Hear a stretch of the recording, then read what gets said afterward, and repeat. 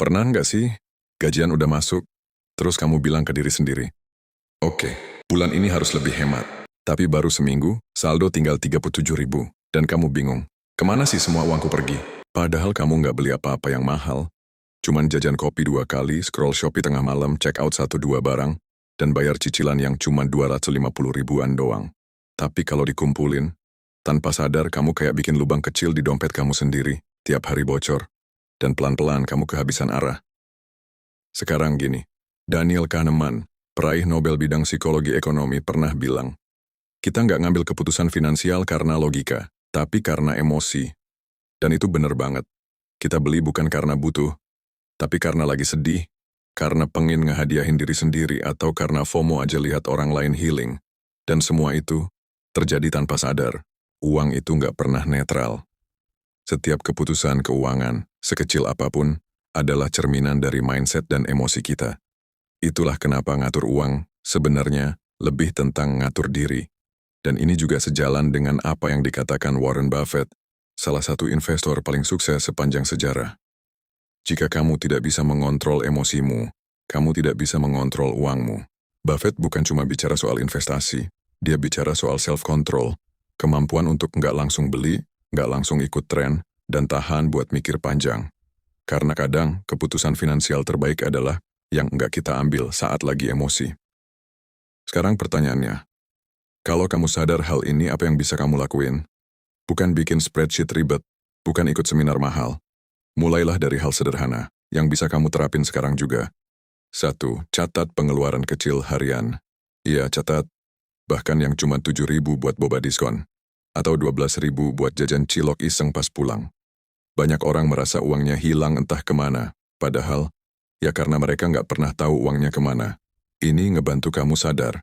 Selama ini kamu bukan kurang uang, tapi uangmu sering bocor diam-diam lewat hal-hal kecil. Dan yang lebih penting, kebiasaan ini ngajarin kamu buat lebih mindful dalam setiap transaksi. 2. Terapkan aturan 50-30-20. Prinsip ini sederhana.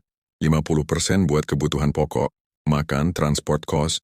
30% buat keinginan, hiburan, jajan, nonton. 20% buat masa depan, tabungan, investasi, darurat. Banyak orang takut aturan ini bikin hidup kaku. Padahal justru sebaliknya, ini kasih kamu ruang buat senang-senang tanpa rasa bersalah setelah check out. Ini bantu kamu punya batasan yang sehat, bukan larangan tapi kendali, biar kamu bisa enjoy life tanpa lupa masa depan. 3. Tunda check out 24 jam. Lagi buka e-commerce dan nemu barang lucu, masukin aja ke keranjang, tapi jangan langsung beli, tunggu 24 jam. Besok baru tanya ke diri sendiri, masih pengen atau itu cuman pelarian semalam? Ini bukan soal jadi pelit, tapi soal kamu sadar, apakah itu kebutuhan atau cuma pelampiasan. Kebiasaan kecil ini melatih kamu buat ngambil keputusan finansial dengan kepala dingin, bukan pakai emosi yang lagi hangat-hangatnya. 4. Siapkan dana darurat perlahan. Bukan berarti kamu langsung punya 6 bulan dana darurat. Mulai aja dari target kecil. Cukup 1 kali pengeluaran bulanan dulu. Contoh, kalau biaya hidupmu 2 juta per bulan, fokus kumpulin 2 juta dulu. Pelan-pelan. Ini bukan soal jumlahnya, tapi soal ketenangan yang kamu bangun dari sekarang. Karena waktu dunia lagi nggak tenang, setidaknya kamu udah lebih siap daripada kemarin.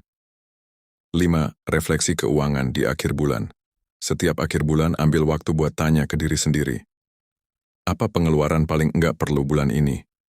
Kenapa ya gue gampang tergoda pas lagi sedih? Bukan buat nyalahin diri, tapi biar kamu makin kenal sama diri sendiri lewat caramu pakai uang. Ini bantu kamu tumbuh bukan dari motivasi orang lain, tapi dari pengalaman dan kesalahan kamu sendiri. Dan itu jauh lebih kuat. Ingat, ngatur uang itu bukan soal kelihatan sukses, tapi soal hidup dengan sadar. Biar kamu tahu mana yang benar-benar kamu butuh, dan mana yang cuma pelarian dari emosi sesaat. Biar kamu bisa bilang enggak ke hal yang enggak penting, dan bilang ya ke hal yang benar-benar bawa kamu maju.